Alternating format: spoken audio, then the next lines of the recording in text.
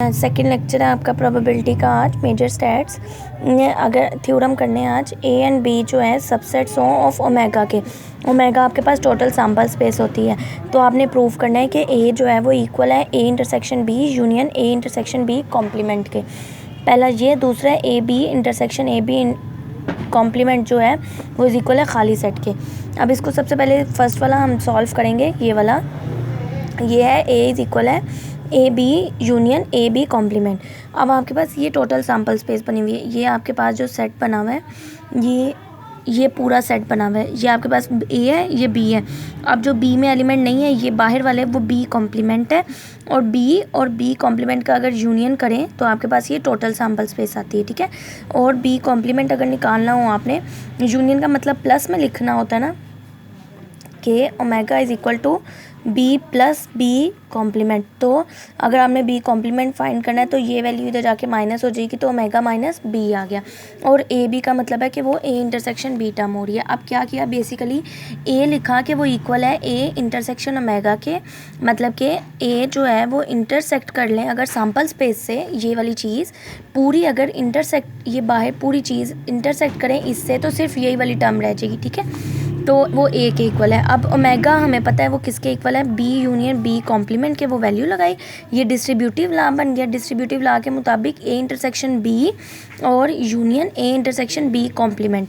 अब ये इंटरसेक्शन में लिखी हुई टर्म इसे कंबाइन करके ए भी लिख सकते हैं, ये भी इंटरसेक्शन में लिखी हुई कंबाइन करके ए भी लिख सकते हैं। तो ये आपके पास प्रूव हो गया, ठीक है। सेकेंड वाला जो प्रूव है उसमें आपके पास A B intersection A B complement phi के इक्वल प्रूफ करना है। अब ए बी का मतलब है ए इंटरसेक्शन बी, इंटरसेक्शन बाहर वाला ए इंटरसेक्शन बी कॉम्प्लीमेंट, खोल के सारे टर्म्स को लिख दिया। A intersection B intersection A intersection B complement. A intersection A को इकट्ठा किया, बी इंटरसेक्शन बी कॉम्प्लीमेंट को इकट्ठा किया। अब आपके पास ए इंटरसेक्शन ए मतलब ए आएगा, बी इंटरसेक्शन बी मतलब अगर बी यूनियन बी कॉम्प्लीमेंट करके ओमेगा आ रहा है आपके पास, तो बी इंटरसेक्शन बी कॉम्प्लीमेंट करोगे तो कुछ भी कॉमन नहीं आएगा, तो वो किसके इक्वल आ गए, खाली सेट के।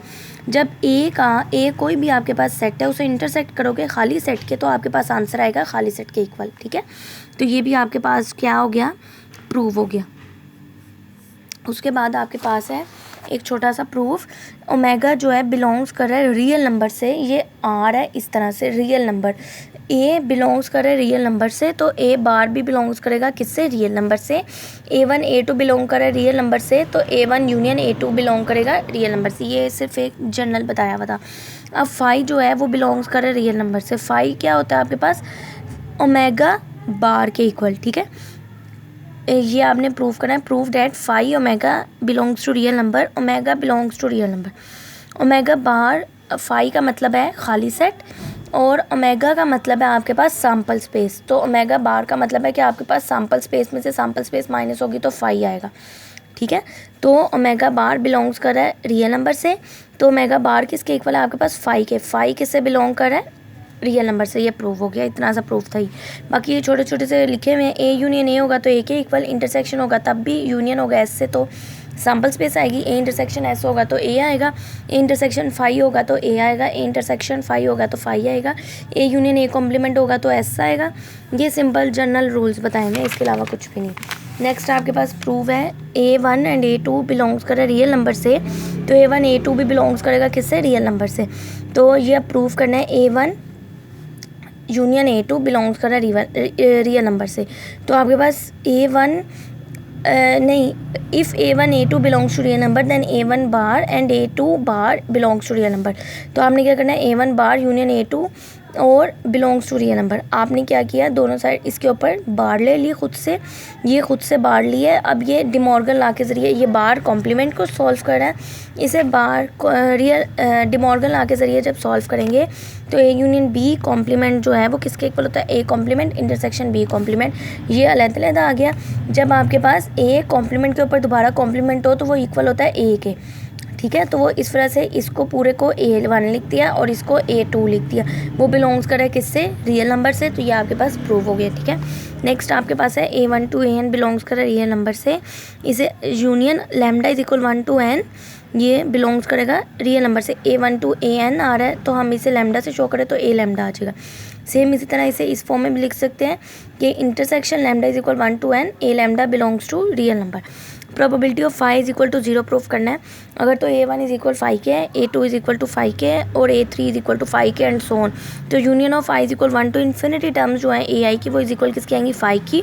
दोनों साइड्स पे प्रोबेबिलिटी ली, इसकी दोनों साइड्स पे probability of union AI is equal to probability of phi.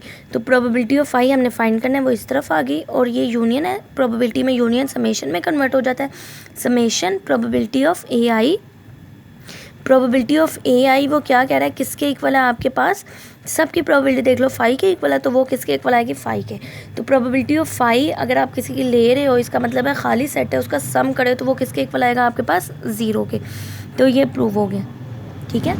उसके बाद नेक्स्ट है आपके पास probability of if A1 A2 so on AN are mutually exclusive events in real number, probability of union I is equal 1 to n AI is equal as summation probability of AI की। अब आपके पास assume करें an+1 n से आगे वाली terms हैं ये, मतलब 1 so on n, उसके बाद n+1 n+2 वाली टर्म्स ले रहे हैं, वो सारी भी किसके इक्वल है, फाई के।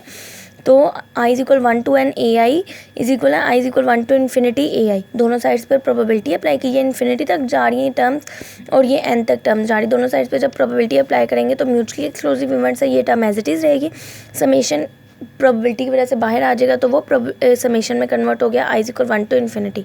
अब आप probability of I is equal 1 to n find कर रहे हो तो वो किसके इक्वल आएगा, I is equal 1 to n probability of AI, फिर n+1 n+2 and so on. I is equal 1 to n AI is equal किसके आ जाएगा, I is equal 1 to n probability of AI। अब इसकी प्रोबेबिलिटी क्या है, phi के equal, इसकी probability क्या है, फाई के इक्वल, ये सारी प्रोबेबिलिटी ऑफ फाई लग गया 0 के इक्वल हो गया। मतलब कि probability of I is equal 1 to n AI is equal आ गया I is equal 1 to n probability of AI के, तो ये प्रूव हो गया, ठीक है।